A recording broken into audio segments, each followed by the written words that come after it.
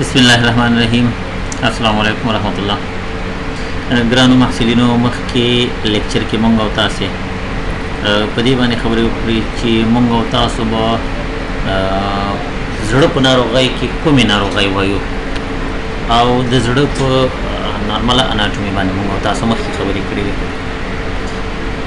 په دې لیکچر کې مونږ او تاسو لومړنۍ ناروغي وایو چې هغه د زړه د بې کفایتۍ په نوم باندې یادېږي یا ورته پخوا مونږ او تاسو هارت فیلر ویلی و.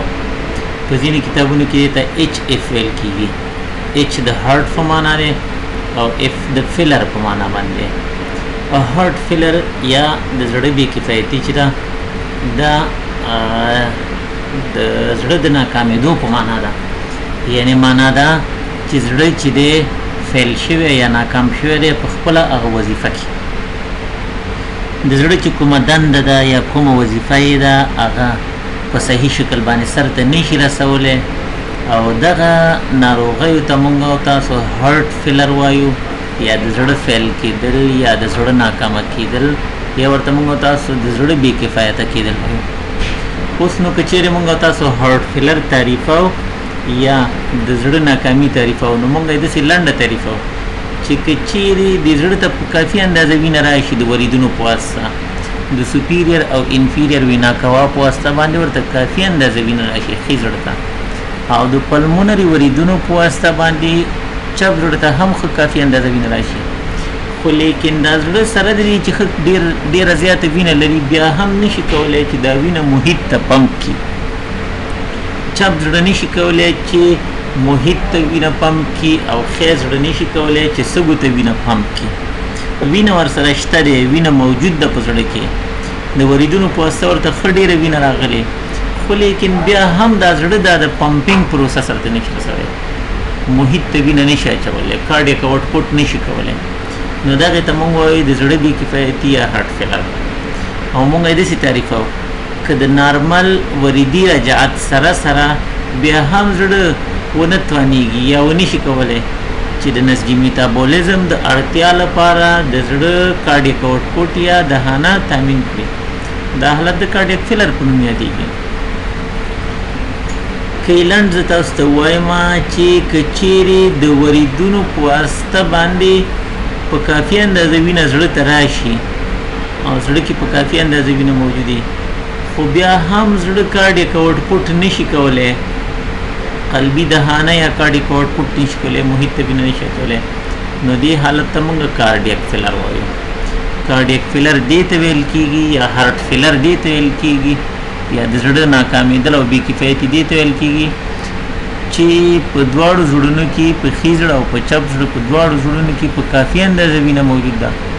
وینه شته خو لیکن دوی یې پمپ کولی نشي، محیط ته یې نشي اچولی.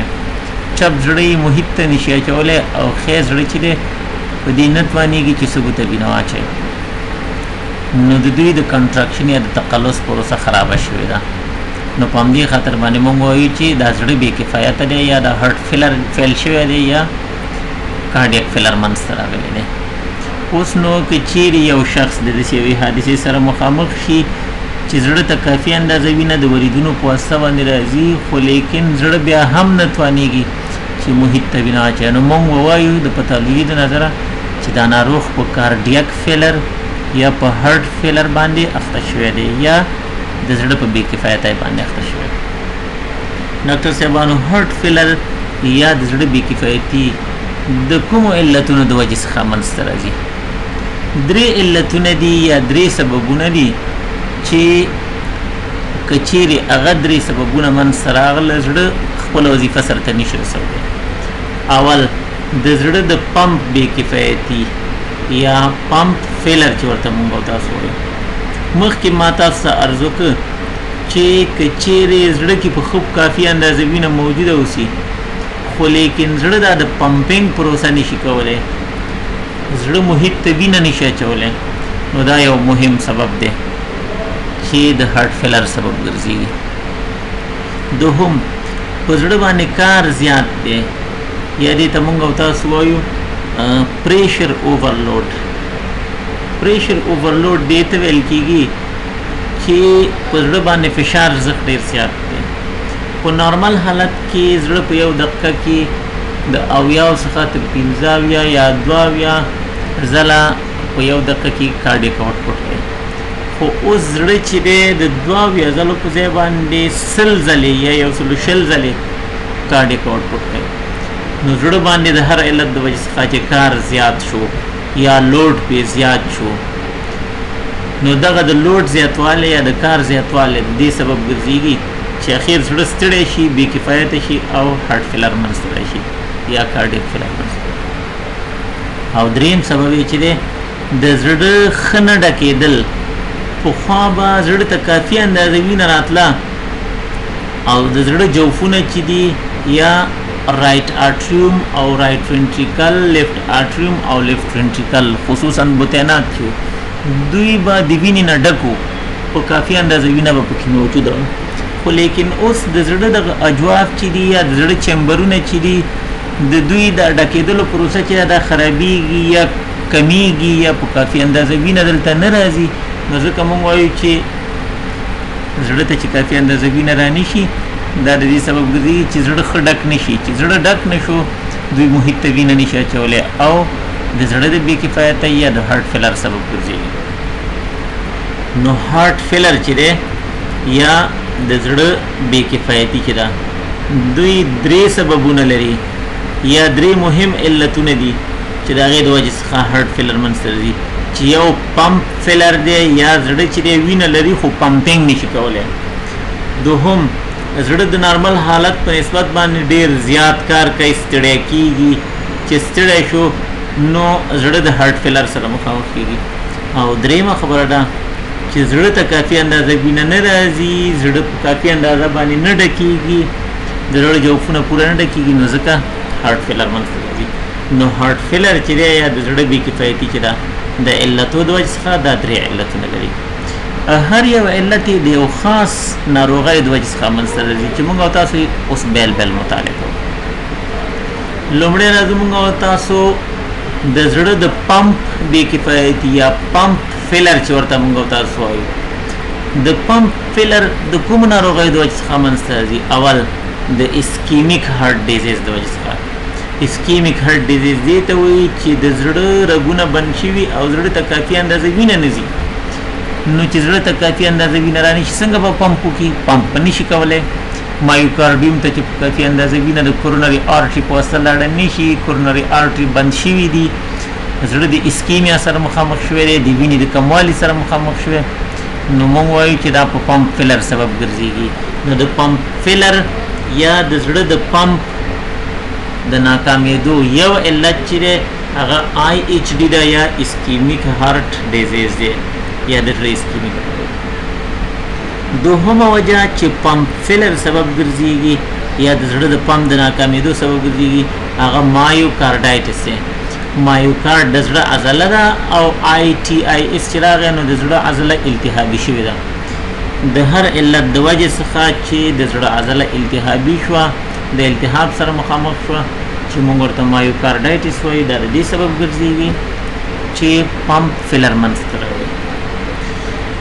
دریم سبب ډاکټر صاحبانو کارډیو مایوپتي ده. کارډیو زړه ته وایي، مایو عضلې ته ویل کېږي او پتي ناروغیو ته ویل کېږي. د زړه د عضلې ناروغۍ هر هغه ناروغي، هر هغه علت چې د زړه عضله یا مایوکارډیوم ناروغه کی دا د دې سبب ګرځېږي چې پمپ فیلر ته زمینه برابره کړي.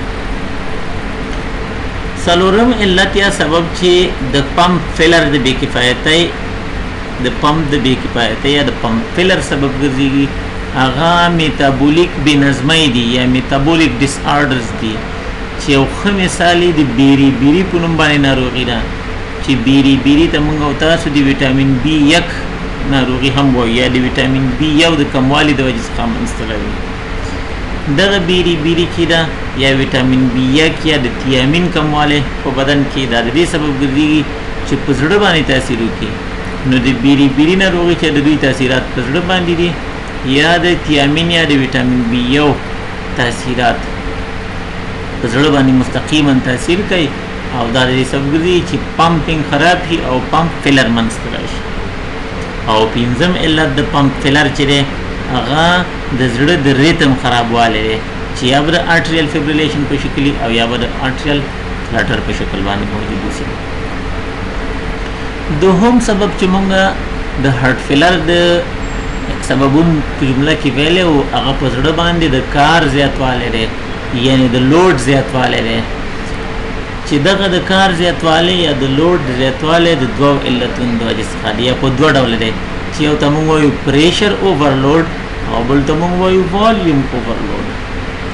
پریشر اوورلوډ دا معنا چې زړه غواړي چې دغه وینه محیط ته واچوي خو د وینې د اچولو په مقابل کې بندش موجود دی، یعنی دغه د کومو لارو څخه چې زړه وینه اچوي هغه لارې بندې دي یا ابسټرکشن پکې موجود دی. د مثال په ډول باندې چپ زړه چې دی خپله وینه د آورټا په واسطه باندې اچوي محیط ته، نو کله چې په آورټا کې بندش موجودي یا ابسټرکشن موجودي نو څنګه به دا محیط ته وینه واچوي؟ محیط ته نه وینه غواړي او آورټا کې بندش موجود دی یا ابسټرکشن موجود دی، نو دغه ابسټرکشن یا بندش چې دی دا د دې سبب ګرځي چې زړه ډېر فشار باندې کار وکړي، ډېر زور باندې کار وکړي. پخوا چې په نارمل شکل کې کوم د سیسټول پروسه سره رسوله هغه اوس په ډېر فشار په نتیجه کې اوس په زړه باندې فشار ډېر زیات دی، په زړه باندې کار ډېر زیات دی. پخوا بچي یا آورټا چې دا تنګه شوې ده، یعنی که نارمل حالت کې سورې د آورټا په دومره اندازه باندې وي، په دې اندازه باندې آورټا سورې وي په نارمل حالت کې دا د آورټا سورې. که چیرې دغه د آورټا سورې تنګ شوی وي د هر علت د وجې څخه وي چې وروسته موږ او تاسو بیا په دې باندې خبرې وکړو انشاءالله. که چیرې دا د آورټا سورې تنګ شي یا د اتیروسکلیروزس د وجې څخه یا د آورټایټس د وجې څخه یا د نور علتونو څخه، نو پخوا چې کومه وینه ریلیکس تله اوس به زړه ډېر زور ځان ته ورکوي، ډېر فشار د ډېر فشار په نتیجه کې د دې لارې څخه وینه تېرېږي. نو په دې خاطر باندې موږ وایو چې په زړه باندې کار ځکه زیات شوی چې پریشر اوورلوډ موجود دی چې دې ته موږ پریشر اوورلوډ وایو. او دوهم ډول چې دی په زړه باندې کار زیاتېدل د والیوم اوورلوډ په نوم باندې دی. د مثال په ډول باندې پخوا به چې د آورټا څخه کومه وینه تېرېدله د آورټا څخه به چې کومه د آورټیک والو نه به چې کومه وینه تېرېدله د آورټیک والو څخه، که چیرې دا آورټیک والو وي د دې آورټیک والو څخه به چې کومه وینه تېرېدله نو د لاندې طرف څخه به چې کومه وینه پورته راتله په دې شکل باندې، نو دا وینه به چې بیرته په شا راتله نو والو به ورته بیرته راتګ ته اجازه نه ورکوله. اوس که چیرې د دې والو لیفلیټس یا غاړې خرابې شوي اوسي یا تخریب شوي یا دا والو بې کفایته شوی وي، وینه چې محیط ته اچول کېږي نیمایي وینه چې ده لاندې ځي محیط ته او نیمایي وینه چې ده دا بیرته په شا راګرځېږي. چې په شا راوګرځېږي نو په دې زړه کې والیوم همیشه زیات دی، نو چې والیوم زیات دی په زړه کې نو موږ وایو چې والیوم اوورلوډ موجود دی. زړه هیڅکله نه خالي کېږي او زړه کوشش کوي چې دغه ټول حجم د وینې چې دا محیط ته واچوي، خو لیکن دلته والو بې کفایته شوی دی. چې والو بې کفایته شو دا دې سبب ګرځي چې نیمایي وینه محیط ته اچوي. که پخوا یې د مثال په ډول باندې فرض یې کوي 100 سي وینه محیط ته اچوله، پخوا یې 100 سي وینه محیط ته اچوله، اوس چې کله والو بې کفایته شو په والیوم اوورلوډ کې 50 سي محیط ته اچول کېږي. 50 سي په هر کارډیک آوټپوټ کې فرض یې کوي چې 50 سي او 50 سي چې دا بیرته راځي لیفټ وینټریکل ته. نو په همدې خاطر باندې لیفټ وینټریکل هیڅ کله د وینې څخه نه خالي کېږي او په دوی کې به والیوم یا حجم چې همیش ډېر لوړي. نو موږ وایو چې ناروغ چې د والیوم اوورلوډ سره مخامخ شوی دی چې د دوی سببونه به وروسته موږ او تاسو مفصل په ښیته او چپټي کې وایو، خو صرف دومره باندې پوه شئ چې د هارت فیلر دوهم سبب چې دی هغه د په زړه باندې د کار زیاتوالی دی یا pressure overload او volume overload دی. pressure overload د سیستمیک فشار او د سږو د شریاني فشار لوړوالي په نتیجه کې pressure overload مخکې ما تاسو ویل که سیستمیک هایپرټنشن موجود دی.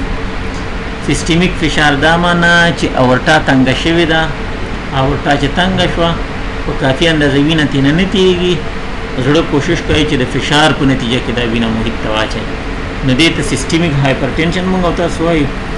او یا د سږو شریاني فشار لوړوالی پلمونري هایپرټنشن، ښه زړه چې دی پخوا به په نارمل حالت کې کافي اندازه وینه اچوله، خو اوس په سږو کې هایپرټنشن موجود دی، پلمونري هایپرټنشن دی، نو سږو ته کافي اندازه وینه نشي اچولی او خیر په ځان باندې ډېر فشار راوړي چې دې ته موږ پلمونري هایپرټنشن وایو. نو پریشر اوورلوډ چې دی په چپ زړه کې د سیستمیک هایپرټنشن د وجې څخه او په ښي زړه کې د پلمونري هایپرټنشن د وجې څخه، یا یې که ساده درته ووایم په چپ زړه کې د اورټا د تنګېدو په نتیجه کې او په ښي زړه کې د پلمونري ټرنک د تنګېدو په نتیجه کې په زړه باندې څه شی منځته راځي؟ فشار منځته راځي، او موږ وایو چې اوورلوډ دی، د فشار د وجې څخه په زړه باندې لوډ زیات شوی دی.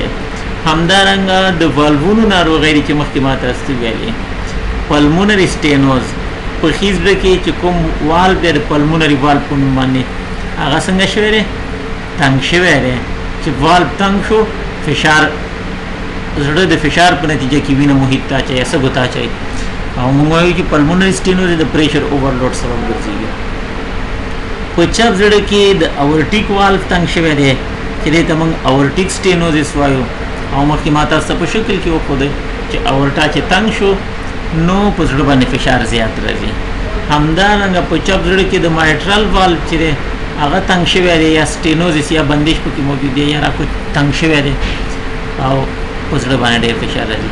او یا په ښي زړه کې د سږو مزمنې ناروغۍ دي چې د سږو مزمنې ناروغۍ د دې سبب ګرځېږي چې هم په ښي زړه باندې فشار راوړي او هم په چپ زړه باندې فشار راوړي. نو دا د پریشر اوورلوډ سببونه دي. بل مونږ ویل چې د کار زیاتوالی د والیوم اوورلوډ د سبب منځته راځي. والیوم حجم ته ویل کېږي، اوورلوډ زیاتوالی ویل کېږي. د حجم زیاتوالی دی په زړونو کې، زړه نه تخلیه کېږي. لکه ما چې تاسو ویل د والوونو بې کفایتي، که هغه اورټا وال بې کفایته شو، که هغه پلمونري وال بې کفایته شو. اورټا په چپ زړه کوشش کوي، چپ بوتیان کوشش کوي چې محیط ته وینه واچوي، خو اورټا په ځای دی چې دا وینه محیط ته واچوي بیرته په شا راځي وینه، او دې ته موږ وایو د والونو بې کفایتي. یا همدارنګه په کمخونۍ کې، په شدیده کمخونۍ کې کافي اندازه محیط ته وینه نه انتقالیږي او والیوم اوورلوډ منځته راځي. شدیده کمخونۍ کې ترېنه محیط ډېره وینه غواړي او زړه سره کافي اندازه وینه نشته، نو په همدې خاطر باندې والیوم اوورلوډ ته زمینه برابرېږي. همدارنګه تایروتوکسیکوزس کې والیوم اوورلوډ ته زمینه برابرېږي. او د شریانونو او د وریدونو منځ کې شنټ چې شریاني وینه او وریدي وینه په خپل مابین کې سره میکس کېږي، او کله چې میکس شو دا د دې سبب ګرځېږي شریاني وینه په ځای دی چې د پلمونري آرټریز په واسطه باندې سږو ته لاړه شي، دا وریدونو ته بیرته راځي. او یا همدارنګه د اورټا په واسطه چې محیط ته لاړ شي بیرته وریدونو ته راځي، او دې ته موږ آرټیریو وینس شنټ ویلی شو، یا د شریانو او د وریدونو په خپل منځ کې یو لاره. او د سږو ناروغۍ دي چې د هایپوکسیا سبب ګرځېږي. په دې ټولو حالاتو کې والیوم د وینې زیاتېږي په زړه کې، او والیوم اوورلوډ پکې منځته راځي. دریم او اخري سبب د هارټ فیلر چې دی دا د زړه نه ډکېدل دي. زړه په کافي اندازه باندې نه ډکېږي یا کم ډکېږي، او د کومو علتو د وجې څخه؟ د کارډیاک ټیمپوناټ د وجې څخه. کارډیاک زړه ته ویل کېږي او ټیمپوناټ ویل کېږي چې د زړه په شاوخوا کې یو شی جمع شي، که هغه وینه وي، که هغه اوبه وي، که هغه مایع، او دا دې سبب ګرځي چې زړه شخ شي یا کلک شي. نو په ځای دی چې زړه کنټراکشن کوي یا ډایلیټیشن کوي، د ډایلیټیشن پروسه یې خرابېږي، زړه په کافي اندازه ډایلیټیشن نشي کولی چې پراخه نشي، توسع ونه کړي، نو زړه ښه نه ډکېږي. د مثال په ډول باندې کېدای شي چې یو ناروغ په هیمو پیریکارډیوم باندې اخته وي، یعنې د پیریکارډیوم یا د پیریکارډ په پرده کې وینه جمع شوې اوسي، او دا د دې سبب وګرځېږي چې زړه ډایلیټیشن ونه کړي یا استرخاء ونه کړي.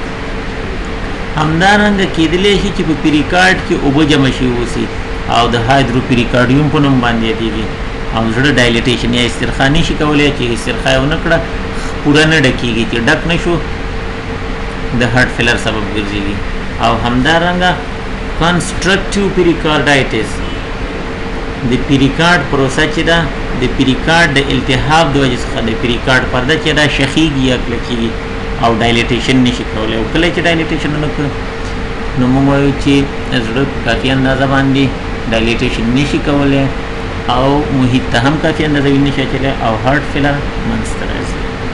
دا د هارت فیلر 3 سببونه چې موږ او تاسو د نورو اسبابو سره یو ځای ویلي.